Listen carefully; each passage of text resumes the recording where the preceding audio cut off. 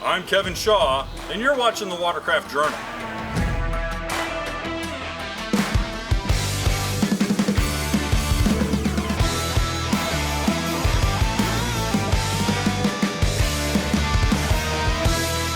Let's face it, your Sea-Doo just isn't going to look as good as the day you picked it up from the dealership, right? Well, that's not necessarily true. Today, we're going to show you a few tips and tricks to help you restore your gloss black and colored plastics to not only look as good as new, but even better than the factory. It's an unfortunate reality that a lot of us Sea-Doo owners are familiar with. The gloss black and colored plastics that come on your factory-equipped Sea-Doo just are really sensitive to a lot of different contaminants. Whether it's bleaching or discoloring, thanks to overexposure to UV light, splashed on gasoline, or even a little bit of overspray from sunscreen, these sensitive black plastics can quickly discolor, dull, and lose their bright mirror-like finish. We're going to show you that with a few bucks, some elbow grease, and just a little bit of time, you can restore these plastics back to original, if not better, shine and mirror finishes. It can be done, and you can do it at home yourself. In the case of our 2021 RX PX 300, we managed to spill a little bit of gasoline while refueling out on the water when we were trying to do our 5-hour break-in. That splashed on gasoline quickly bleached and discolored that mirror cap.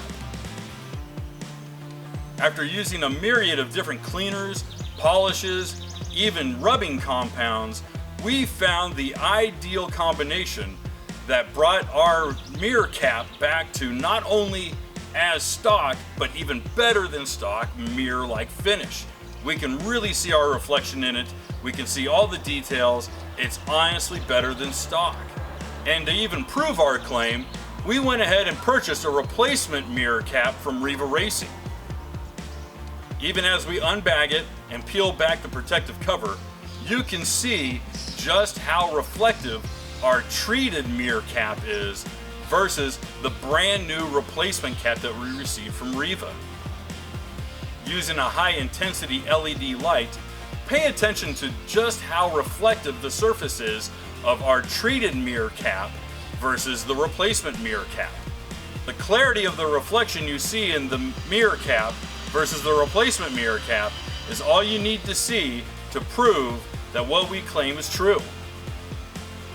And just to show you how damaging and caustic gasoline is to these sensitive plastics, we got a small little cup full of 91 octane that we're going to dip a rag into and wipe our mirror cap with.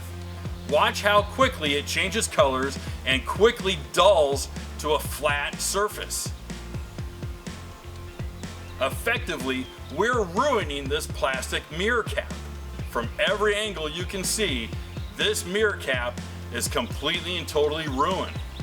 And to prove that we're using 93 octane, we're going to pour the rest of this cup down the filler neck. Now, with the aid from some unusual partners, we're going to show you how quickly you can restore this otherwise ruined plastic mirror cap.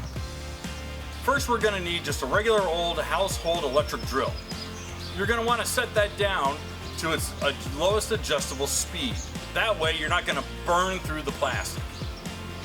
Second, we went over to the local auto parts store and got a small blue sponge buffing wheel and a wool finishing wheel. Both of these work perfectly with our electric drill. But what compounds are we choosing to use today?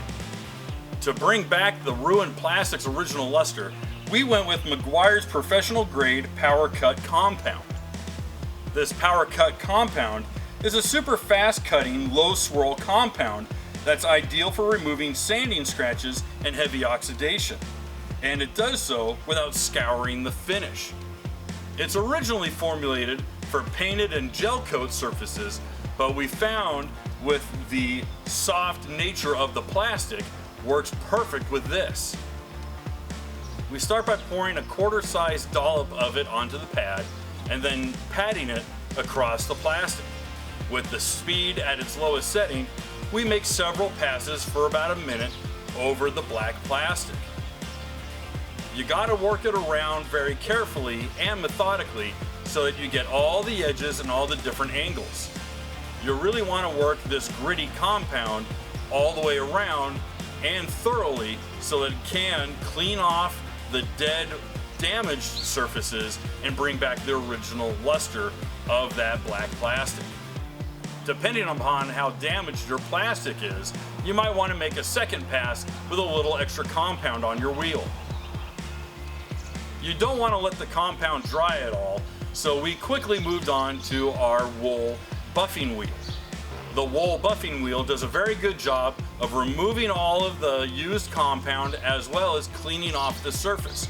But here's the trick.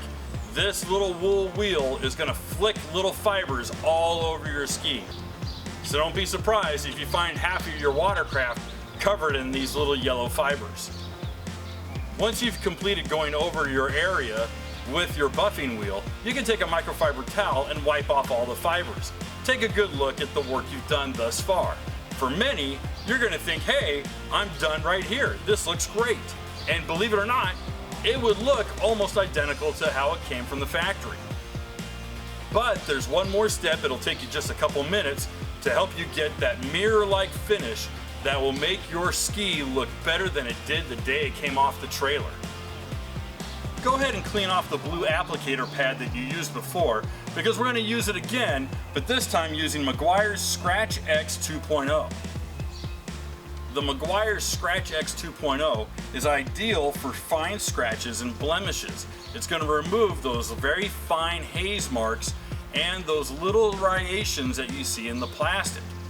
For most people, they're not really going to see it, but because you're a perfectionist like I am, you definitely want to get that mirror finish looking just right. Again, with your applicator pad, put on about a nickel to a quarter size dollop of it onto the pad and rub it around slowly, then start buffing. Once you've worked the Scratch X 2.0 blemish remover into the plastic, go ahead and bump up your speed on your drill just to make some final passes. This high speed is going to get those final scratches out, but don't hang on too long and definitely don't put on any unnecessary pressure because you don't want to damage your plastic. Again, these are very sensitive. Once you're done with the blue applicator pad, don't go over to the wool pad. Instead, use a fresh microfiber towel and hand wipe all of the excess scratch remover off of the plastic.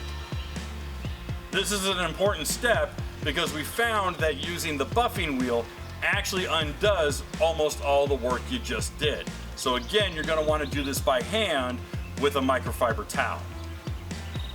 And like that, you've restored your very sensitive black plastics to a mirror-like finish.